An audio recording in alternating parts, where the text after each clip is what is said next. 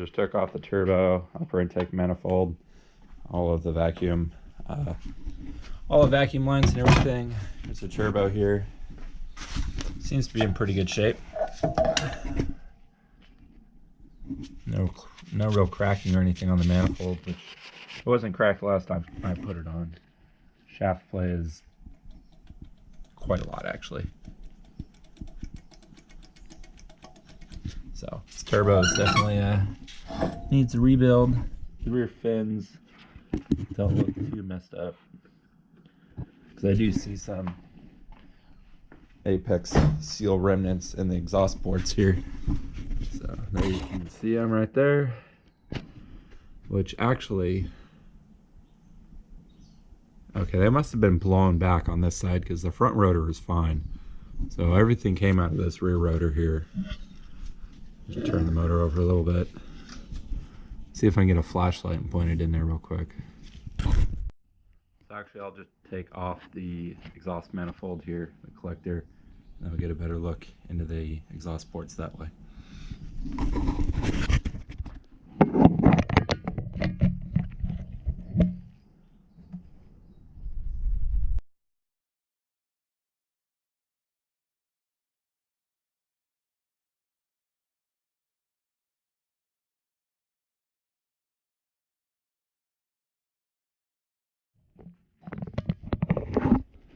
Alright, so I got the collector off. A couple of things to note on here. One thing is I took the stock exhaust gasket and actually split it down the middle. I did this, I want to say, well, when the motor went in, so 2015 time frame. I since now see you can buy them this way, and I'm not sure if Mazda did this or whatnot, but when I had it not cut with the heat expansion and everything, it would always tend to like buckle right here, and it would actually crease, and then you get an exhaust leak. So I found by splitting this down, it really relieves all the stress that you get between the two, and you don't get that issue. Another thing to look at is the collector here. See if I can get it. That's probably too much light, but see with that light. Take it outside. So definitely have some cracking there, just there. So it's actually in pretty good shape though. Not too worried about it. I've seen a lot worse, so there's no cracking on this side. Let's see if I can get into the cylinder here. I don't know if I have enough hands, but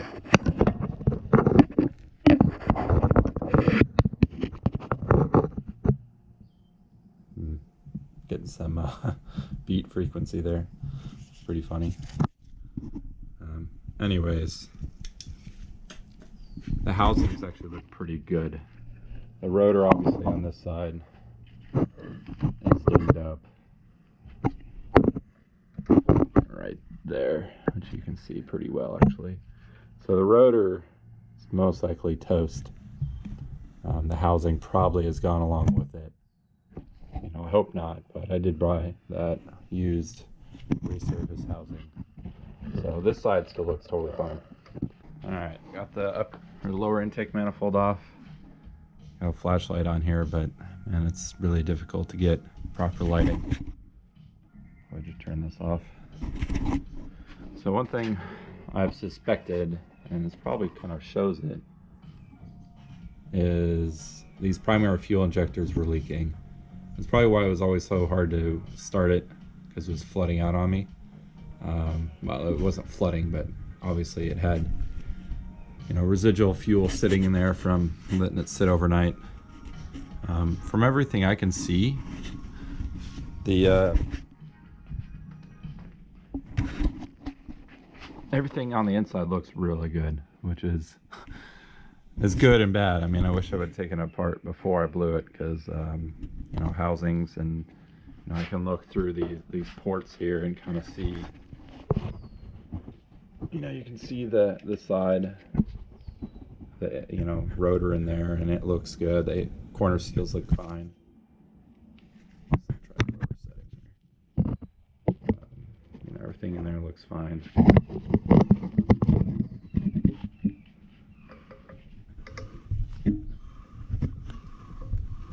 there you can kind of see the side of the rotor there closing on the port. It's pretty fun actually kind of just rotate this thing by hand, looking in the intake ports and the exhaust ports and just kind of, you know, realizing how the timing works on this motor.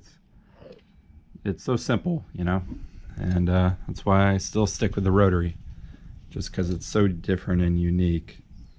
And there are no valves. I mean, you're looking at the intake, timing, porting, everything. There's nothing really to it.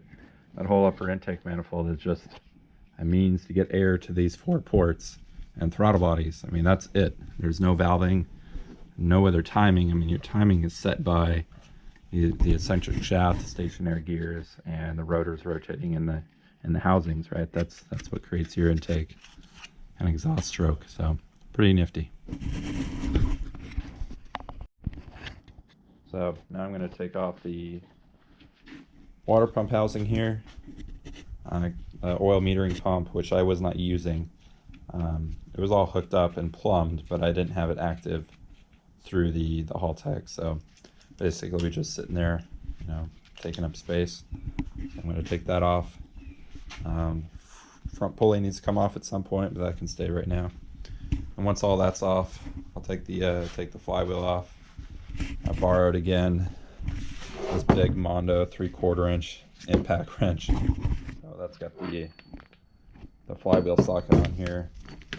This is just 2 1/8, which is similar to the, I forget what the metric size is, 53 millimeter. So either works. I mean, the nut's so big, you don't need anything that precise. So I'll try to get some good shots of the flywheel, because like I said earlier, that only has about, I don't know, 100 miles on it or less. So we'll see how that's looking as far as wear goes.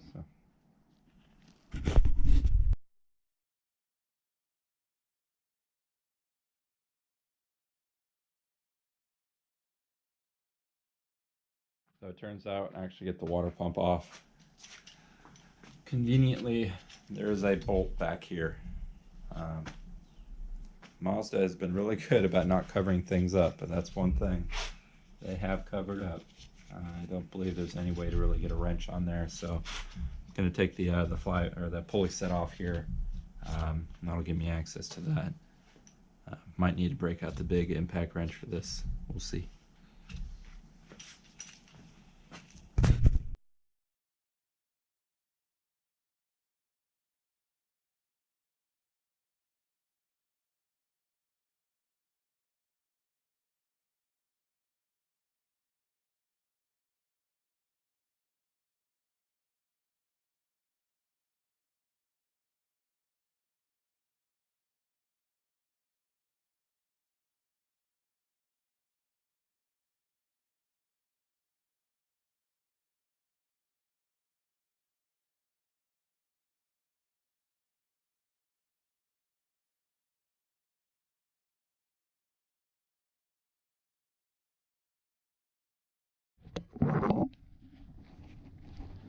Well, as you can see, this flywheel still looks brand new.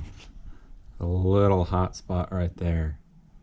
But yeah, this thing has a lot more clamping force and grip to give once it breaks in, but not even having any slipping issues at the moment. So that's the disc here looks pretty much brand new as well. A little bit of discoloration of heat on here, a little bit of chatter right there, but in general, you know, looks brand new because it still is. Looks like I put a little bit too much grease in the pilot bearing here. It's always a fine line, because you know, you want to grease the needle bearings in there because they're way too small, in my opinion, for this application. Looks like my seal's a little worn out. But yeah, the problem is you get a little bit too much grease in here and then it flings out. It's on your friction surface here, and then you get a slipping clutch. So be really cautious on how much grease you put in there. Definitely put in a little too much. I even see it kind of scattered right in here. Although maybe an oil leak on the back of the motor that's also coming through, which is kind of a fault on this ProLite design, if you think of it, because you got all these windows here. So if you have an oil leak on your main seal, chances of getting oil on your friction surface is really high. Kind of wish they didn't machine all the way through. That'd be a little nicer. Just kind of pocket it, but don't go all the way through. But yeah, maybe all right then. Probably not though. So yeah, now I got to take out the big flywheel nut. I did use some Loctite on this, so I'm gonna see if it'll just bang off with the big air impact. If not, I'll have to put some heat to it to break down the Loctite bond, and then it should come right apart.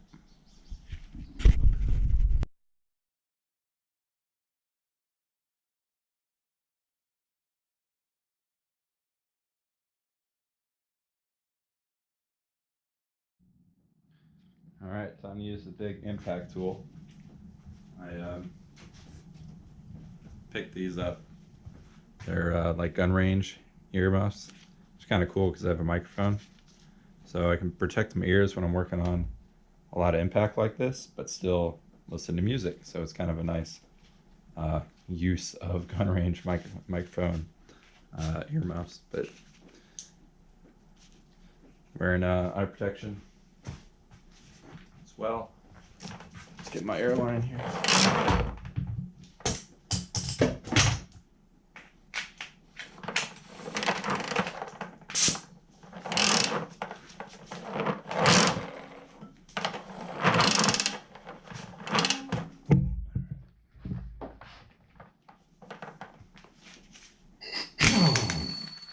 Make sure we're on reverse.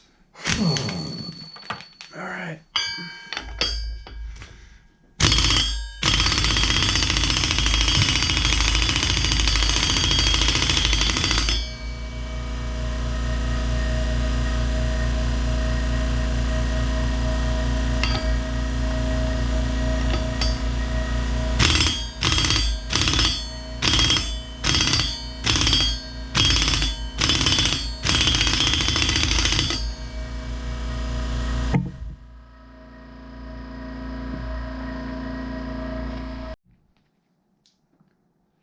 The air compressor keep back up, catch back up. So the Loctite I put on here, it's kind of challenge. I mean, it's broken free. There's a gap underneath. Just the drag from that Loctite is still making this thing hard to come off. All right, there we go. You can see the Loctite up in the threads there. But threads still look fine, so that's good.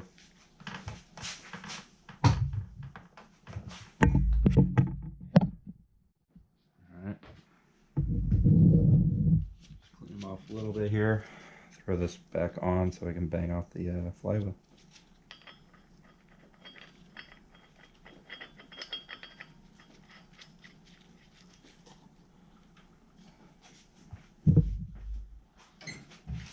We'll just try a dead blow first.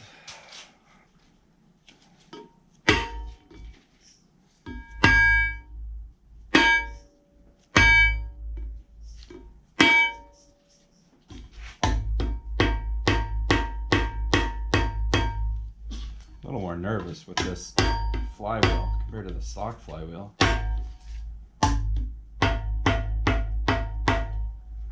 That sucker is on there. All right, well, let's try something else.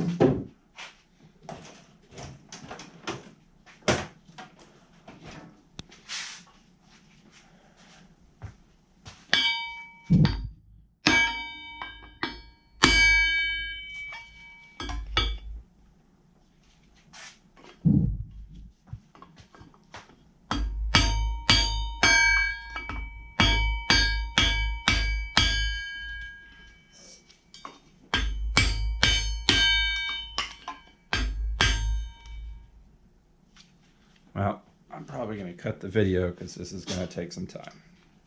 We'll do a time lapse. How about that?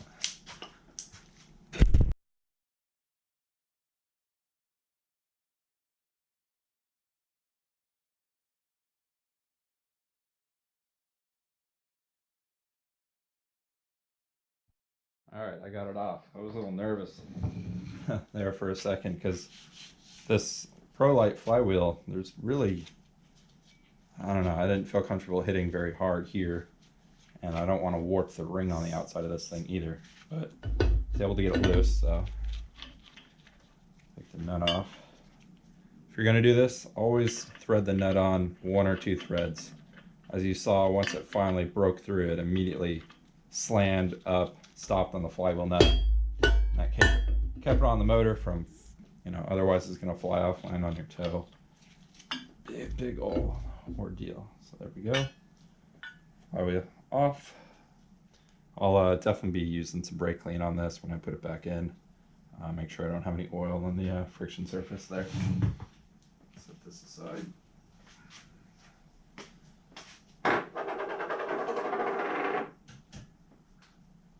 Yep.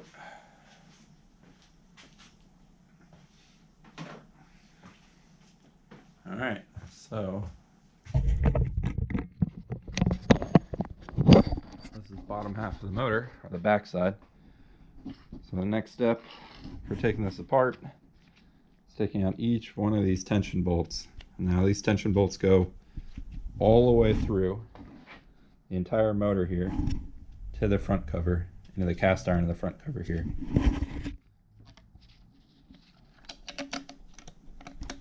Take these off real quick.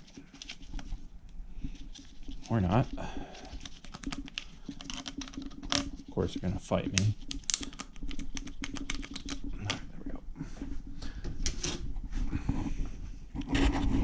Yeah, the cool thing about these, or the really interesting thing, is they're only 30 foot-pounds. You would think, through this whole thing, you'd want more than 30 foot-pounds, but with the amount of them, you get a pretty even, equal clamp. The bolts are so long that, over 30 foot-pounds, they start stretching out anyway. So, there's really not much more to give if you go above 30. If you need more compression on the whole assembly, for racing applications, basically they run a stud kit, nice ARP studs going all the way through with a nut on the backside. And that'll actually allow you to get a bit more compression on this complete system here. So yeah, I'm going to take all these off. Probably watch a couple of more videos on YouTube so I don't screw this part up, and then start taking it apart.